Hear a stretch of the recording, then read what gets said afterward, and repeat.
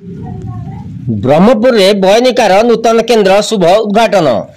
रेशम सहर ब्रह्मपुर आंकुली शिल्पांचल बयनिकार नूतन विक्रय केन्द्र को वाणिज्य और परिवहन विभाग मंत्री श्रीजुक्त विभूतिभूषण जेना शुभ उद्घाटन करिसेंती।